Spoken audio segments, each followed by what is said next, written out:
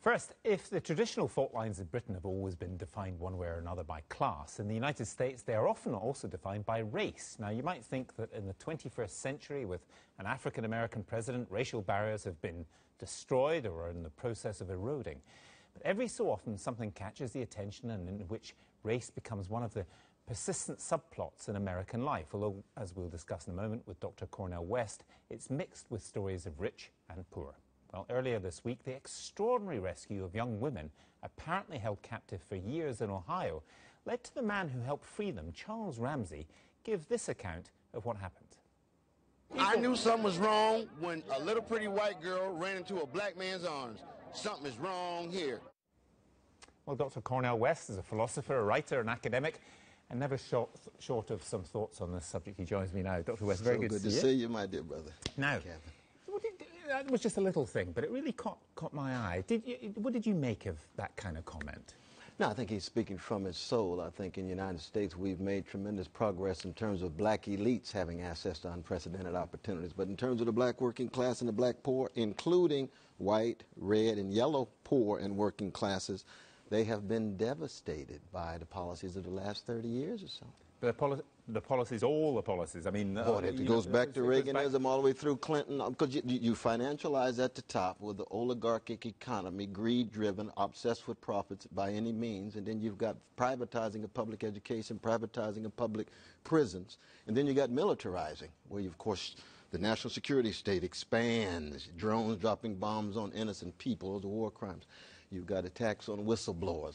Brother Julian Assange, I was blessed to talk with him this week. Bradley Manning, these are other very courageous folk dealing with, trying to tell the truths about the secrets and dirty wars. And so would you say, you know, those things clearly matter deeply to you, but absolutely. Things like, you know, you've got an African-American president, which I suspect you never thought you'd see in your lifetime. I never thought. You have a lot of white people who voted for him. Absolutely. You've got a lot, in 2008, a lot more African-American voters came out and voted as a percentage than ever before. That's right. So things, I mean, some things have changed a lot for the better, haven't they? Well, there's no doubt there's been progress, my brother. And I was blessed last night to be at University of Sheffield. We had a magnificent memorial for Malcolm X. I was invited to Cambridge University, my dear brother Simon Goldhill. I had dialogues with Paul Gilroy, dialogues with M. McCabe, dialogues with my dear brother Ben Okri, and the result is what? Unbelievable progress on one level, but Malcolm X used to say, you don't stab folk in the back 9 inches, pull it out 6 inches and celebrate your progress. And that's you where still you got think poverty. I mean, in the States, we got poverty. I mean, I've Yeah. just read the Institute of Fiscal Studies here, where you've got policies going to push 1 million precious children here in Britain into poverty, too. Why are you disappointed with Obama? Because you supported him in 2008, and you said of him more recently, April 2011, you said he was a black mascot of Wall Street oligarchs and a puppet of corporate plutocrats. That's a bit rude. No, just trying to tell the truth. It might be a bit provocative, but it's not hateful. It's just biting, because I was so deeply disappointed. When I first talked with my dear brother and supported him, I did 65 events for him the first time. My question was, what is your relation to the legacy of Martin Luther King Jr., Fannie Lou Haber, Rabbi Abraham Joshua Heschel, and Dorothy Day? We talked for 4 hours. And he gave me the impression that he was coming out of this tradition in a significant way.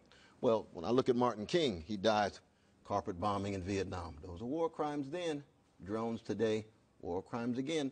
Poverty is trying to organize poor people. Not a mumbling word about poverty. We have the highest levels of poverty since 1960 in this regard. But are you saying Obama is actually responsible for war crimes? Is that how you see it? I think that they commit war crimes when they meet on Tuesday and have a killer list. And if they did it once or twice and said, my God, we got collateral damage, yes, but we've got over 4,000 innocent civilians dead and over 219 innocent children dead. They strike me as war crimes. I'm old school in this. I said the same thing about George Bush, same thing about Barack Obama, same thing about any head of a nation state that use instrumentalities of violence to kill innocent people. Yes. We touched on some of the things which you accept have improved, and if improved in your country, they've improved here. What about racism itself? Has that changed? I think on an individual, interpersonal level, it is much better, and that's a beautiful thing. You all in Britain have the flowering of these wonderful personal interpersonal relations and so forth. But institutional racism is still at work in the United States, just as institutional racism is still at work here in Britain. So really, we're always talking about race, class, gender, and empire, and sexual orientation as a way of trying to keep track of the humanity of people. Would you also, though, accept that some people use race as an excuse? I mean, there was Lauryn Hill the other day, the singer who's 3 months for tax evasion. She said, "I'm a child of former slaves who had a system imposed on them. I had an economic system imposed on me." She fiddled her taxes. I think that's silly. she's stretching too far. I mean, she's a great artist, but she's stretching too far. No doubt about that. So where are we now then? How do you see? You're disappointed in the first African American president. Many people think he's a lot better than some of the alternatives. He was better than the right wing. Right. Oh, absolutely. But so where do you think we are now? Where do you think we're going now in the United States? I think in my country, which is both a very precious experiment in democracy and also an adventure in an empire, that we're in a very, very bleak place because we have a choice between a far-right party and a centrist neoliberal party, and we don't get the kind of focus on, I mentioned poverty before. You got 22% of American children living in poverty, 40% of red, 40% of brown, 40% of black children living in poverty in the richest nation in the history of the world. That's morally obscene. 1% of the population owns 42% of the wealth. The top 400 individuals have wealth equivalent to the bottom 150 million. That's spiritually profane. So do you?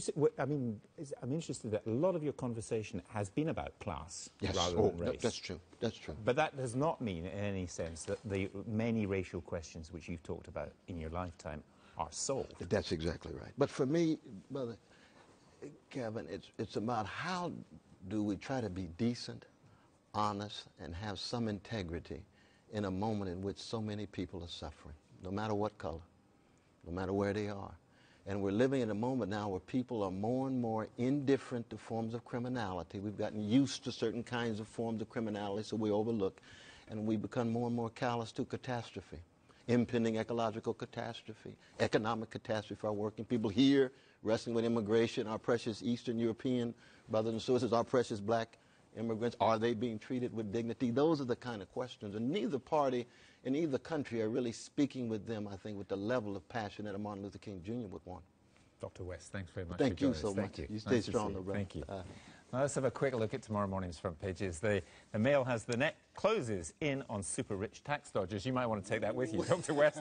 The Guardian has 100 of the UK's richest concealing billions in offshore tax havens.